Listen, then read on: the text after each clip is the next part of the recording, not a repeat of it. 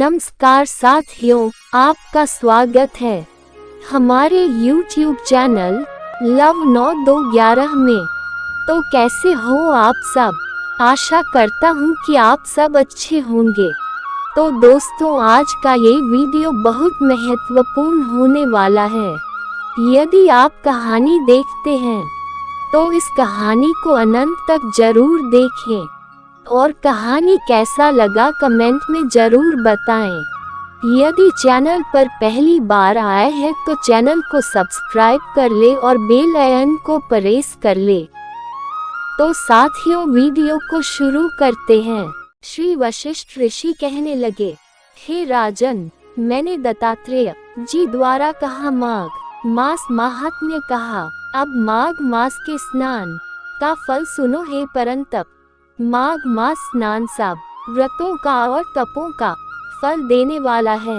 माघ मास स्नान करने वाले स्वयं तो स्वर्ग में जाते ही हैं, किंतु उनके माता और पिता दोनों के कुलों को भी स्वर्ग प्राप्त होता है। माघ मास में स्नान करने वाले दुराचारी और कुकर्मी मनुष्य भी पापों से मुक्त हो जाते हैं और इस मास में हरि का पूजन करने वाले पाप समुदाय से छूटकर भगवान के शरीर वाले हो जाते हैं। यदि कोई आलस से भी माघ में स्नान करता है उसके भी सब पाप नष्ट हो जाते हैं। जैसे गंधर्व कन्याएं राजा के श्राप से भयंकर कल भोगती हुई लोमश ऋषि के वचन से माघ मास में स्नान करने से पापों से छूट गई।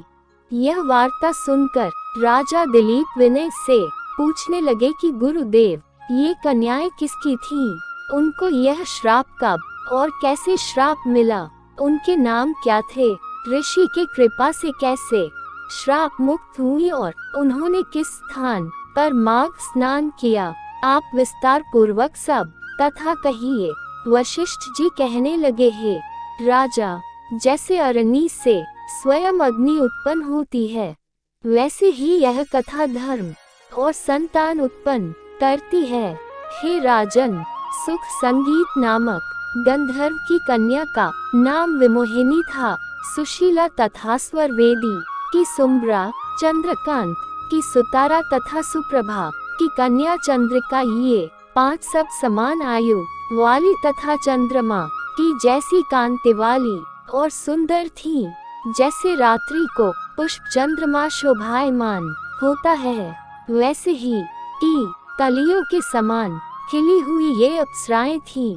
ऊंचे प्योधर वाली पदानी वैशाख मास की कामिनी यौवन दिखाती हुई 3 पत्तों वाली लता के सदृश गोरे रंग, सोने के सदृश चमकती हुई और सोने के अलंकारों से सुशोभित सुंदर वस्त्र धारण करे हुए, अनेक प्रकार के गाने और वीणा अन्यथा बांसुरी तथा दूसरे बाजे बजाने में प्रवीण और ताल स्वर तथा नृत्य कला में निपुण थीं। इस प्रकार वे कन्याएं क्रीड़ा करती हुई कुबेर के स्थान में विचरती थीं।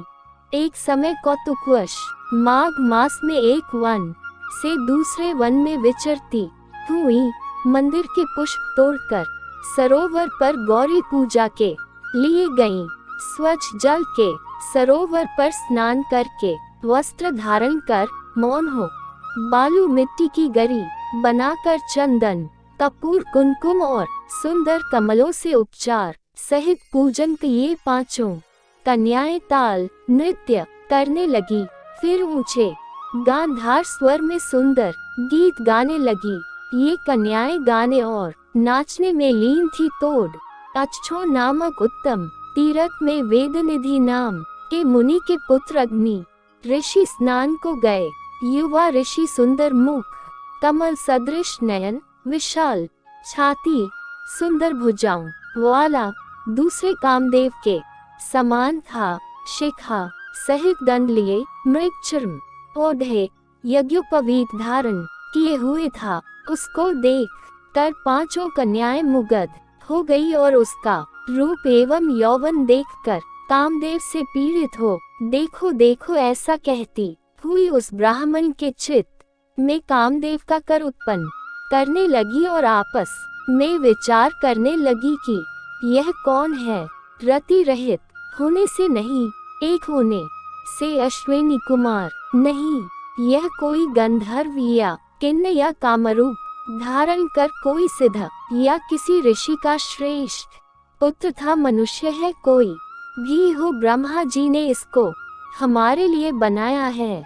जैसे पूर्व कर्म के प्रभाव से संपत्ति प्राप्त होती है, वैसे ही गौरी जी ने हम कुमारियों के लिए श्रेष्ठ वर दिया है और आपस सबका पुत्र में यह तुम्हारा वर है या मेरा।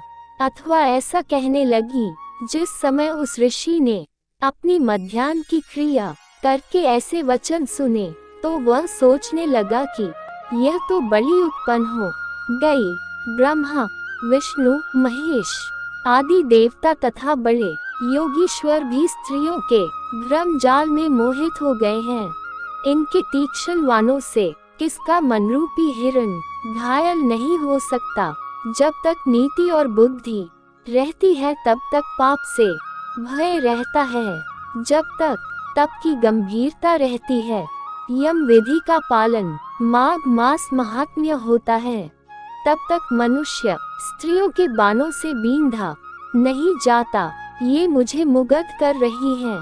किन गुणों से धर्म की हो सकती है। स्त्रियों के मांस, रक्त, मूत्र से बने घृणित और अशुद्ध शरीर में कामी लोग ही सुंदरता की कल्पना करके रमण कर सकते हैं। शुद्ध बुद्धि वाले महात्माओं ने स्त्रियों के पास रहना कष्टकारक कहा है। सो जब तक यह पास आवे, घर चले चलना चाहिए। अतः जब तक वह उसके पास आई, वह योग बल से अंतर्ध्यान हो गया। ऋषि पुत्र के ऐसे अद्भुत कर्म देखकर वह चकित होकर डरी हुई चारों तरफ देखने लगी और आपस में कहने लगी, यह क्या इंद्रजाल था जो देखते देखते विलीन हो गया। और वह विरह की अग्नि में जलने लगी और कहने लगी कि हे कांत, तुम हमको छोड़कर कहाँ चले गए। क्या तुमको ब्रह्मा ने हमको विरह रूपी अग्नि ये जलाने के लिए ही बनाया था। क्या तुम्हारा चित्त दया रहित है जो हमारा चित्त दुखा कर चले गए। क्या तुमको हमारा विश्वास नहीं। क्या तुम कोई मायावी हो, बिना किसी अपराध के लोगों पर क्यों क्रोध करते हो। हे हृदेश्वर, तुम्हारे बिना हम नहीं जीवेंगी। जहाँ पर आप गए हो, हमें शीघ्र ले चलो। हमारा संताप हरो और हमको दर्शन दो। दया करो। सज्जन लोग किसी का नाश नहीं देखते।